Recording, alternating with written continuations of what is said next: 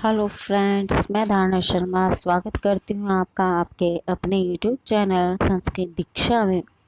जैसा कि हमने पिछले वीडियो में संस्कृत वर्णमाला, वर्ण विन्यास, वर्ण संयोजन और वियोजन के विषय में पढ़ा था, उसी प्रकार उसी क्रम को वर्ण परिचय को ही आगे बढ़ाते हुए हम लोग अब उच्चारण स्थान के विषय में जानेंगे। वीडियो अच्छी लगे तो लाइक, शेयर और सब्सक्राइब करना ना भूलें। तो चलिए लेट ना करते हुए हम बढ़ते हैं अपने विषय की ओर। आज का टॉपिक है हमारा उच्चारण स्थान। आप लोगों ने देखा होगा परीक्षा में ज़्यादातर जो अल्फ़ाबेट्स संस्कृत के या हिंदी के जो वर्ण होते हैं उनके उच्चारण स्थान यानी कि वह जो वर्ण है उसका उच्चारण कौन से स्थल के मुख के किस स्थल से किस जगह से हो रहा है, और जब ये उच्चारण स्थान शुद्ध होते हैं तभी हमारी जो भाषा है वह भी शुद्ध हो पाती है। अर्थात यदि आप जानते हैं कि कौन से वर्ण का उच्चारण कहाँ से होगा, तब आप उस वर्ण को अच्छे से बोल पाते हैं और वह शुद्ध बोल पाते हैं। किसी भी लैंग्वेज टीचर के लिए, भाषा के अध्यापक अथवा अध्यापिका के लिए यह आवश्यक है कि वह जिस भी विषय को जानते हैं उनकी भाषा शुद्ध हो। आपने देखा होगा यह भी कि क्षेत्रीय भाषाओं का जो इफ़ेक्ट होता है वह भी भाषा पर, लोगों की भाषा के ऊपर उसका प्रभाव पड़ने लगता है। जैसे मैं किसी एक राज्य की बात नहीं करूँगी, कई राज्य ऐसे हैं जहाँ पर श का उच्चारण स किया जाता है, जैसे कि खुशी को वो लोग खुशी कहते हैं। तो यह जो उच्चारण है बहुत ही गलत उच्चारण है। तो आइए अब हम जानते हैं उच्चारण स्थान। प्रत्येक वर्ण का उच्चारण मुख के विभिन्न भागों के स्पर्श से होता है। उच्चारण स्थान का मतलब मैंने अभी बताया था। उच्चारण स्थान का अर्थ होता है वह जो वर्ण है मुख के किस भाग से को स्पर्श करके बोला जा रहा है। जैसे जो हमारे विभिन्न भागों को जो जीवा इत्यादि जो स्पर्श करते हैं, जो वर्ण कहाँ कहाँ से निकलते हैं, वह कंठ, तालु, ओष्ठ, मूर्धा, दंत इत्यादि। अब हम इनके उच्चारण स्थान के विषय में जानते हैं कि कौन सा वर्ण कहाँ से निकलता है। जैसे कंठ से निकलने वाले वर्ण आप देख पा रहे हैं कि उसके सामने एक अजीब सा शब्द लिखा है, जो अकुह विसर्जनीय नाम कंठः, ये जो शब्द लिखा गया है इसका ये एक सूत्र है। इसका अर्थ मैं अभी आपको बताती हूँ। अरे यार बैक हो गया। तो अर्थात अ, छोटा अ और आ दोनों। कु का अर्थ है क वर्ग। इससे पिछली वीडियो में भी हमने देखा था जो क वर्ग है वो क, ख, ग, घ और ण, इन पांचों वर्णों को मिलाकर क वर्ग कहा जाता है।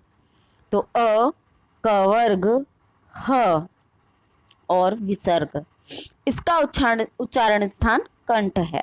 इसी प्रकार तालु से बोले जाने वाले वर्ण हैं ई का अर्थ है छोटी ई और बड़ी ई दोनों। चू मतलब च वर्ग, य और श, इनका उच्चारण स्थान तालु है। मूर्धा, ऋतु रसाणाम मूर्धा, अर्थात री टू अर्थात टू यानी ट वर्ग, र श षटकोण वाला, इनका उच्चारण स्थान मूर्धा है। इसी प्रकार दंत यानी कि दंत से बोलने वाले वर्ण है लिरी, तु अर्थात त वर्ग, ल स, इनका उच्चारण स्थान दंत है। अगला है उपोपधमानीय ओष्ठौ, अर्थात छोटा ऊ, बड़ा ऊ, पु अर्थात प वर्ग, इनका उच्चारण स्थान ओष्ठ है। दंतोष्ठ, वकारस से दंतोष्ठम, अर्थात वकारस से का अर्थ है व का उच्चारण स्थान दांत और ओष्ठ को मिलाकर है। दंत ओष्ठ मतलब दांत और ओष्ठ दोनों समाहित है। कंठ तालु, इनका उच्चारण स्थान इनका किन वर्णों का उच्चारण स्थान कंठ तालु है? ए, आई, यानी कि छोटा ए और आई, ये दोनों, इनका उच्चारण स्थान कंठ तालु है। कंठोष्ठ अर्थात छोटा ओ और औ, इसका उच्चारण औ होता है। ठीक, औ, इसका उच्चारण स्थान कंठोष्ठम यानी कि कंठोष्ठ है। नासिका, जो वर्ण होते हैं, जो हमने स्पर्श व्यंजन पढ़े थे, उनमें जो अंतिम हर वर्ग के जो अंतिम पांचवें वर्ण होते हैं, वह उनका उच्चारण स्थान नासिका भी होता है। इसलिए लिखा है यहाँ पर न्यमंगना नाम नासिका, अर्थात न्य, म, ण, ण और न का उच्चारण स्थान नासिका है। ये तो आप समझ ही गए होंगे।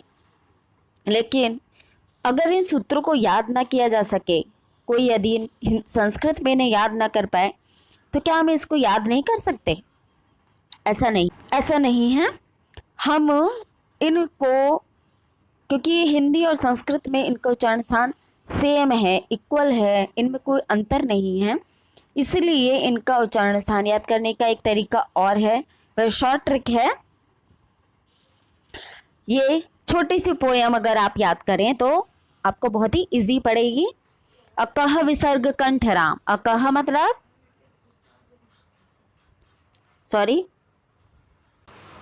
अकह विसर्ग कंठराम अर्थात छोटा अ और आ। क मतलब क वर्ग और आपका साथ में हो गया ह। इसका उच्चारण स्थान क्या है? कंठ है। इसी प्रकार ईच यश भी है तालुराम, अर्थात ईच यश का अर्थ क्या है यहाँ पर? ईच यश का अर्थ है यहाँ पर छोटी ई, बड़ी ई, च अर्थात च वर्ग, य और श, इनका उच्चारण स्थान है तालु। तालुराम अर्थात तालु। आगे देखते हैं रिटश से जानो मूर्धा जी। रिटश अर्थात री, ये जो छोटा री होता है और बड़ा री, ये दो बार हो जाता है। रिटश, ट मतलब ट वर्ग और क्ष षटकोण। रिटश से जानो मूर्धा जी, यानी कि इनका उच्चारण स्थान मूर्धा है। ऐसे ही लिरतस अर्थात लिरी, त वर्ग और स, इनका उच्चारण स्थान क्या है? पुकारो दंत जी। इनको पुकारा जाता है दांतों से, यानी कि इन वर्णों को बोलने में दांत पर हमारी जीवा टच होती है, स्पर्श करती है।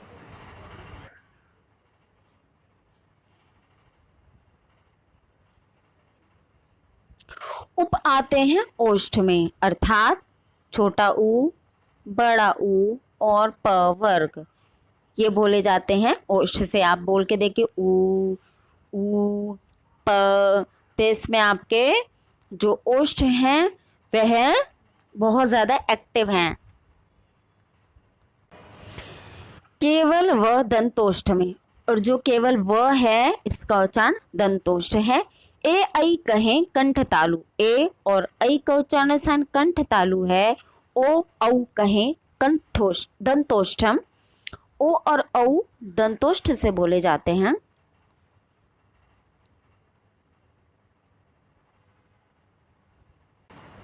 सॉरी, यहाँ दंतोष्ठ नहीं आएगा, यहाँ आएगा कंठोष्ठम। यहाँ टाइपिंग गलत हो गई है, कंठोष्ठम। ठीक है, ओ औ कहे कंठोष्ठ में, कंठोष्ठ लिखेंगे आप।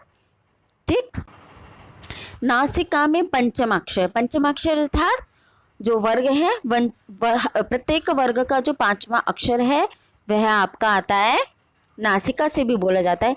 जीवा रखो प्रकोष्ठ में, ये सिर्फ तुकबंदी के लिए दिया गया है, जीवा रखो प्रकोष्ठ में।